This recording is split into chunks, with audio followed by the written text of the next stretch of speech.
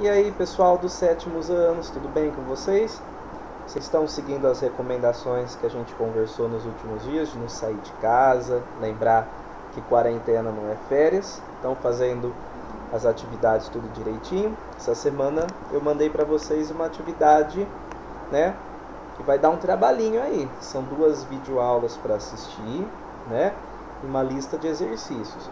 Mas agora eu venho aqui com esse vídeo para a gente resumir tudo aquilo que a gente já vinha conversando, né, aquilo que foi nas tarefas para vocês, num slide só. Olha que legal.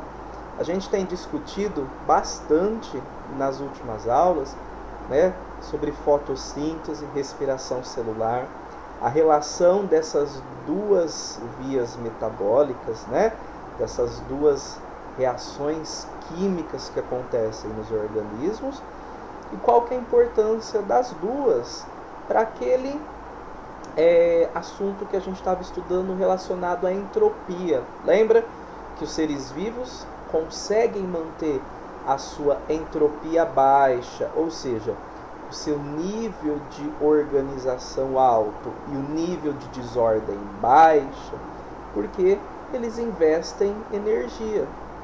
Energia que eles obtêm da onde? Do alimento. Só que nós vimos que, por exemplo, as plantas, ela obtém essa energia para fabricar o alimento do sol. Os animais heterótrofos, eles obtêm essa energia a partir da alimentação, consumindo ou plantas ou outros animais, tá certo? Ah, quer dizer que então sua planta faz só fotossíntese? Não.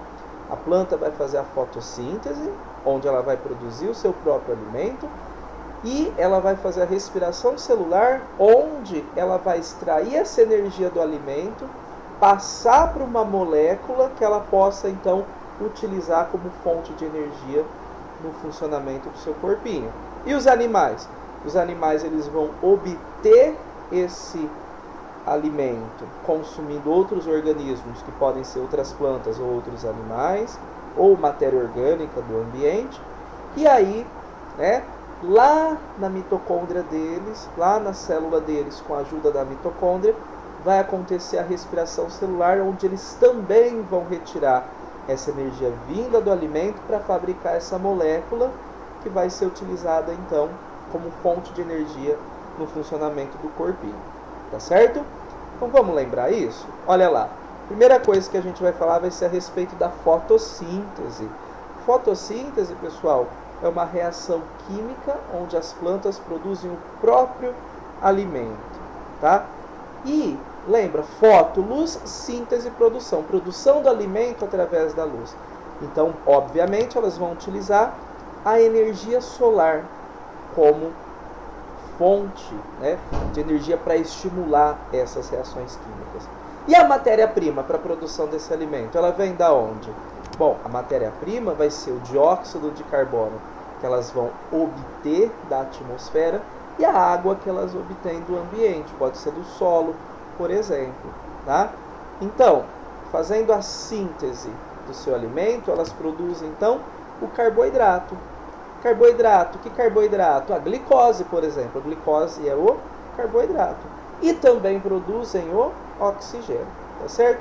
As mesmas plantas que fizeram a fotossíntese, produziram esse carboidrato, a glicose, por exemplo, e o oxigênio, vão utilizar esses produtos da fotossíntese nas próprias células, né, para fazer a respiração celular. Olha lá. Respiração celular, então, vai quebrar esse carboidrato, essa glicose, na presença do oxigênio, né? E vai produzir uma molécula que guarda essa energia, que a gente chama de ATP. Olha lá, tá? Esse ATP é como se fosse uma pilha para a célula. Lembra-se disso? Então, na hora que a célula precisa fazer algum processo que gasta energia, por exemplo, eu estou aqui falando com vocês, estou movendo um monte de músculo para poder falar, para poder pensar. Da onde eu estou tirando energia? Do ATP. Como o meu corpinho produziu esse ATP?